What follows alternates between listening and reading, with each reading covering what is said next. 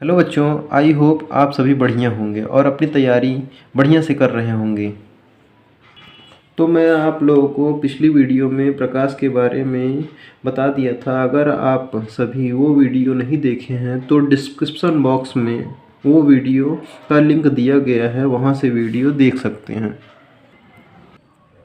तो आज हम लोग प्रकाश के परावर्तन के बारे में पढ़ेंगे, जो कि एग्जाम में बहुत पूछा जाता है। इतना पूछा जाता है कि आपको पहला प्रश्न या दूसरा प्रश्न यही मिल जाएगा। तो बहुत इंपॉर्टेंट है बच्चों, आप लोग इस वीडियो को पूरा देखिएगा, ठीक है। तो बच्चों, प्रकाश का परावर्तन कहते किसको हैं?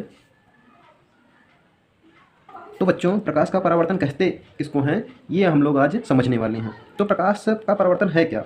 प्रकाश, तो हम लोग पीछे के वीडियो में पढ़े थे कि प्रकाश एक सीधी रेखा में गमन करती है। तो आप लोग बचपन में कभी शीशा, दर्पण, मिरर जानते हैं ना, शीशा जिसमें आप अपना चेहरा देखते हैं। तो आप लोग क्या करते थे, धूप में निकल जाते थे, धूप में ऐसे से उसको चमकाते थे। चमकाने के बाद वो प्रकाश की किरणें उस पर पड़कर किसी दूसरे बालक पर आप लोग डालते थे, बदमाशी करते थे। तो प्रकाश देखो उस शीशे पर पड़ के दूसरी दिशा में लौट जाती है ना, तो उसी को कहते हैं हम लोग प्रकाश का परावर्तन। मान लीजिए आपका ये शीशा हो गया, चिकना तल क्या हो गया, शीशा हो गया, ठीक है। तो मिरर का एक साइड यम1 लिख लेते हैं, दूसरे साइड को यम2 लिख लेते हैं, ठीक है। तो होता क्या है, इस शीशे पर या इस चिकने तल पर एक प्रकाश आती है, प्रकाश की किरण आती है, ठीक। प्रकाश की किरण देखो तिरछी पड़ रही है कि नहीं पड़ रही है? तो तिरछी पड़ने के बाद ये तिरछा ही दूसरे दिशा में वापस लौट जाती हैं, ठीक है। तो जिस ओर से प्रकाश की किरणें आती हैं उसको कहते हैं आपतित किरणें, किरणें। और इस चिकने तल पर पड़ने के बाद जब ये वापस लौट जाती है, इसी वापस जाने वाली किरणों को परावर्तित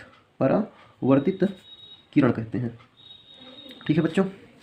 तो ये देखो यहाँ पे एक मीडिएटर बन जा रहा है, तो इस मीडिएटर को कहते हैं आपतन बिंदु, आपतन बिंदु, आपतन बिंदु, जिसे पी से लिखते हैं, ठीक है। तो आने वाली किरणें आई, चिकनी तल पर आपतन बिंदु पर टकराने के बाद यह दूसरे मार्ग में क्या हो गई, परावर्तित हो गई, ठीक है। तो यहाँ पे देख रहे हैं एक मीडिएटर इधर इस चिकने तल के लंबवत अगर हमने खींची है और इसको एन से लिखते हैं, इसको अभिलंब कहते हैं, अभिलंब कहते हैं। तो ये अभिलंब आपतित किरण और परावर्तित किरण को दो भागों में बांट देती हैं। तो यहाँ देखिए एक कोण दिख रहा है आपको, इस कोण को स्मॉल आई से लिखते हैं और इसी कोण को आपतन कोण के नाम से हम जानते हैं, कोण के नाम से जानते हैं, ठीक है। आपतन कोण आई, इसको स्मॉल में लिखते हैं आई, और ये दूसरा कोण बन रहा है आर। तो अभिलंब और परावर्तित होने वाली दोनों के बीच एक कोण बनता है जिसको कहते हैं परावर्तन कोण, परावर्तन कोण। तो आपका ये देखिए एक फिगर मेंटेन हो गया, फिगर बन गया है। तो हम इसको फिर से आप लोग को समझा देते हैं कि यहाँ पे देखिए आपकी कोई प्रकाश की किरणें किसी चिकने तल पर पड़कर अगर दूसरे दिशा में वो परावर्तित हो जाए, इसी क्रिया को क्या कहते हैं, प्रकाश का परावर्तन कहते हैं। ये चिकना तल देख रहे हैं आप लोग, इस चिकने तल में जो ये पीछे आप लोग लाइनिंग देख रहे हैं ना, इसको कलई बोलते हैं, कलई बोलते हैं या पालिश बोलते हैं।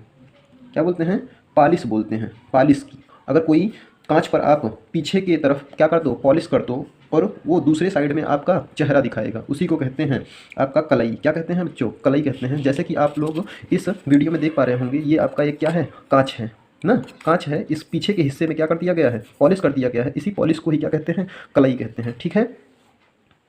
अब प्रकाश के परावर्तन के बारे में तो आप जान गए, मगर प्रकाश के दो नियम होते हैं। कितने नियम होते हैं? प्रकाश के परावर्तन के दो नियम होते हैं। पहला नियम क्या कहता है? चित्र से ही आप लोग नियम निकाल सकते हैं। ये देख रहे हो आप, आपतित किरणें, परावर्तित किरणें, अभिलंब, देखो एक ही पॉइंट पर आके मिल रहे हैं कि नहीं। यहाँ से देखो आपतित किरण आ रही है और यहीं से परावर्तित किरणें होकर जा रही हैं, और दोनों को दो भागों में कौन बांट रहा है? अभिलंब। ये भी देखो इसी तल में आ रहा है, और किस तल पे आ रहा है? आपतन बिंदु।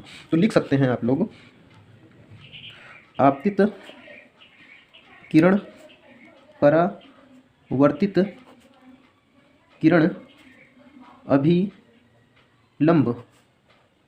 अभिलंब और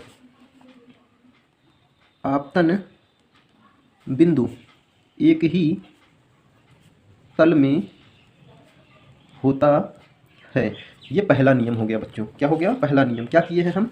आपतित किरणें, और यहीं से देखो आपतन बिंदु से ही कौन निकल रहा है? परावर्तित किरणें और अभिलंब। देखो तीनों एक ही पॉइंट पर हैं कि नहीं है ना? तो यही हम पहला नियम यही लिख देते हैं, आपतित किरणें, परावर्तित किरणें, अभिलंब और क्या, आपतन बिंदु एक ही तल में होता है। तो दूसरा, अब देखो दूसरा आपका नियम होता है, ये देखो अभिलंब आपतित किरणें और परावर्तित किरणों को दो हिस्सों में बांट रही हैं। तो दो हिस्सों में बांटने के बाद देखो आप यहाँ पे एक कोण बन रहा है और यहाँ पे एक कोण बन रहा है, दोनों कोण आपस में बराबर होते हैं। तो इसी को हम लोग शब्दों के रूप में लिख दें, आपतन कोण आई और परावर्तन कोण आर